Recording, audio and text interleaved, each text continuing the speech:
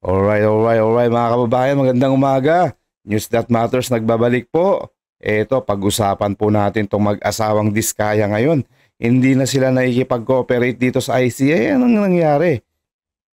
Humarap sa ICI ang mag-asawang Diskaya. What happened?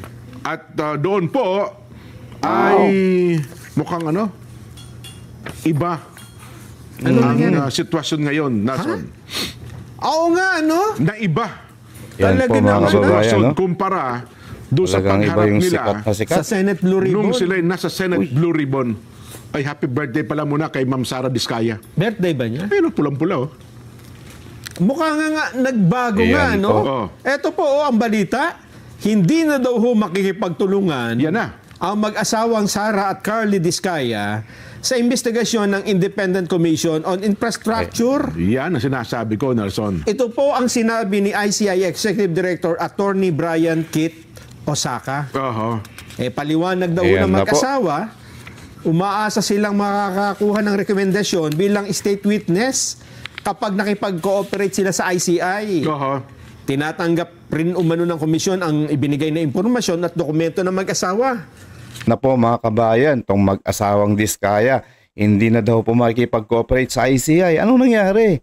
Ganun po. Ang nangyari kasi dyan, ginagago lang tayo ng gobyerno. Alam nyo ba, itong ICI na to, ginawa lang nila para pagtakpan yung mga mastermind ng mga pagnanakaw ng mga pera ng taong bayan. Katulad nila BBM at si Tamby Marcos at saka si Saldico. Yan mga mastermind na yan. Yan ang mga utak. Wala rin kwenta tong ICI kaya hindi na pumupunta tong Diskaya at tumatakbo na lang sila. Ayaw na nila eh. Mas maganda, mas mainam pa, mas mainam. Ibalik na lang sa Senado para at least dun kapanipaniwala pa kahit papano. Kesa naman dito sa ICI. Bogus na naman nila yan mga kababayan. Di ba? Itong ICI na to itinayo para pagtakpan ang korupsyon. Kaya nga ICI itago ang korupsyon. Anak ng tokwang garapata. Paano nangyaring ganyan? Bakit naman po pag ganyan? Ito pa mga kababayan. Ang nangyari, hindi na nga pupunta. Ayaw na nga ng mga mag-asawang Diskaya yung pumunta dito sa ICI dahil nga wala silang tiwala sa mga to. Mas magainam ba sa Senado, di ba? Sinabi ko. Ito naman si Yusek Bernardo, isa rin sa mga dawit sa flood control, yung mga pinagbibigyan ng mga engineer, yung nag-uutos sa mga engineer kung saan dadali yung mga pera. Itong si Yusek Bernardo. Ito nga po ang balita sa kanya, panoorin natin. We had supposed to have former Yusek Bernardo was supposed to appear again before the ICI, but instead his lawyers came and requested for a resetting. The reason behind is that he is supposedly sick. He submitted his medical certificate and it will be moved to next week. Okay. Second, the spouses Diskaya appeared before the commission, and upon the advice of their counsel, they invoked their right to self-incrimination and manifested that they will no longer cooperate with the investigation being conducted by the ICI. Ayan po mga kababayan, paulit-ulit na tayo nakikita natin sa balita yung Diskaya nga ayaw na nila. Kasi nga po walang tiwala sa inyo yung mag-asawa na ilalahad-lahad dahil pwede nyo ring manipulahin. Kasi sino ba nagtayo ng ICI? Ang gobyerno. Bongbong Marcos Bangag administration. Tambi. For sure, hindi sila kahit na gigipitin yan mag-asawang Diskaya. Ang mangyayari dyan, gigipitin nila, sasabihin, hindi rin nila sasabihin yung totoo. Buti pa sa Senado, kahit papano andyan, maraming mga mambabatas dyan, yung mga binayaran natin na tayo na nagpapasweldo. At least dyan, marami dyan, yung mga anti-administration, yan ang magigisa sa kanila, at least protektado pa sila. Hindi katulad sa ICI. Ngayon, ito naman si Yusek Bernardo, ayaw nang punta. Anong tactics ng mga administration yan? Nililihis tayo, nilalayo tayo para maayos tong kaso na to dahil sangkot sila dito, ayaw nilang may labas ang katotohanan. Kung ganun din lang ang mga gusto niyo, mga anak ng tokwa kayo, bumaba na lang kayo sa pwesto, ibigay niyo na yan sa nararapat.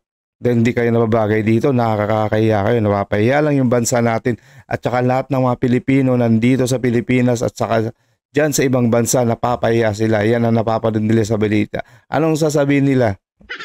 Nakakahiya kayo, magbago na kayo. Malapit na ang mga Pasko ngayon pa. Yan ang imbis na maganda yung pasok ng Pasko dito sa Pilipinas, ganyan pang nangyayari.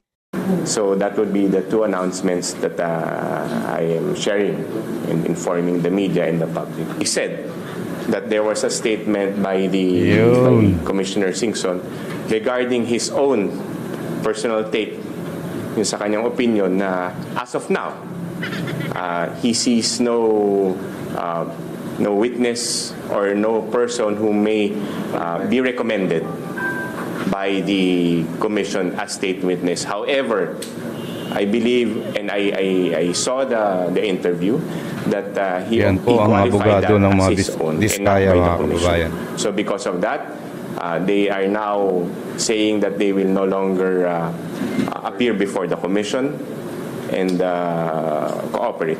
Ayan na mga kabayan, no? Lutong Macau na to, lutong-luto. Nasabi na nitong abogado na to, yung mag-asawang Diskaya hindi na makikipag-cooperate dito sa ginawa nilang ICI. Yung itago ang corruption, ibig sabihin. Kasi silang mga mastermind, silang gumawa na ito. O ngayon, mas mainam po dyan mga kababayan, ibalik na lang sa Senado para matapos na tong mga pahayag na to, yung mga ICI na yan, yung mga Diskaya, para may peace of mind na rin sila, para at least dun sa Senado gigisahin sila ng mga senator, ng mga anti-administration na yan para masiwalat, malumabas yung mga baho nila, itong mga makawatan na to para pagdusahan yung mga pagnanakaw nila. Nating balita, hindi na makikipagtulungan ng mag-asawang Diskaya sa isinasagawang investigasyon ng Independent Commission for Infrastructure o ng ICI. Ayan ang naging pahayag ng ICI matapos na naging pagdinig ng komisyon ngayong hapon. Ang desisyong iyan ng mga Diskaya ay ipinahayag ng abogado sa komisyon matapos ang naging panayam ng dating DPWH Secretary at ngayon miyembro ng ICI na si Rogelio Babe Singson sa isang vlog kasama ang isang broadcast journalist.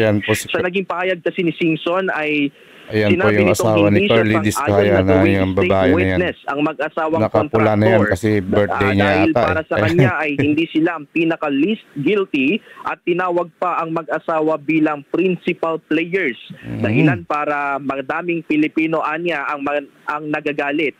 Sa panayam din na iyan ay sinabi ni Singson na yan ay base lamang sa kanyang personal na pagtingin at hindi ng komisyon dahil anumang hakbangin ng ICI ay dadaan sa botohan.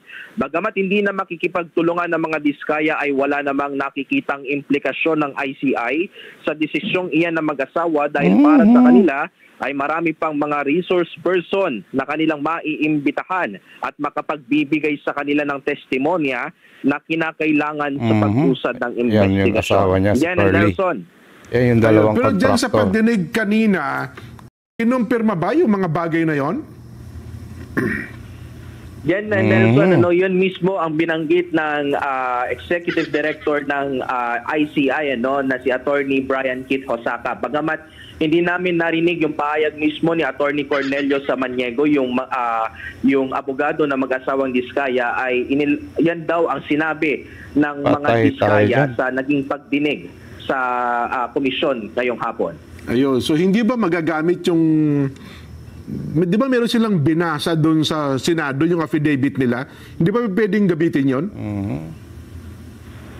Hindi namin natanong yan, Jan Nelson, kung magagamit ba yung affidavit na kanilang sinumpaan doon sa Senado. Pero ang nabanggit kasi na pinakapunot dulo nga o yung dahilan kung bakit hindi na makikipag-coordinate at makikipagtulungan itong mga Diskaya ay dahil nga doon sa naging pahayag ni Babe Singson doon sa isang vlog na sinasabi doon ni Singson na hindi niya irerekomenda personally ang mga Diskaya bilang state witness dahil ang criteria nga para sa pagiging isang state.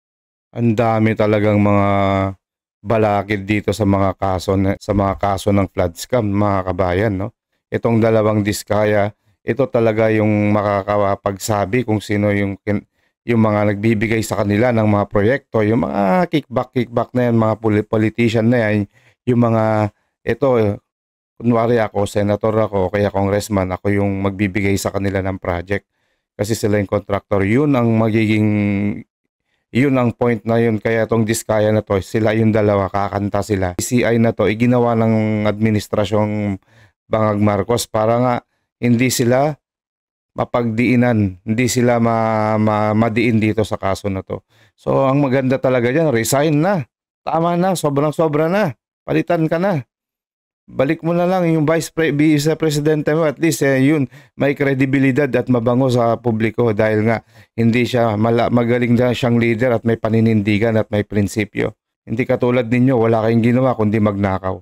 Oh, ayan mga kababayan, maraming salamat po dito sa pakikinood nyo ng mga video na to. Dahil ito po, yung mga video na to ay napapanood din ng mga kababayan natin nasa ibang bansa. Kaya wag nyo naglalambing lang po, kaya wag nyo kalimutan i-share, like at subscribe. Nang sa ganon napapanood dito ng ating mga kababayan. Maraming salamat po. News That Matters. God bless.